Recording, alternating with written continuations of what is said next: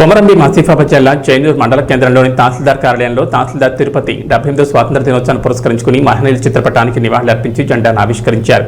ఈ కార్యక్రమంలో చైనూర్ మండల ప్రజాప్రతినిధులు, వివిధ సంఘాల నాయకులు తదితరులు పాల్గొన్నారు.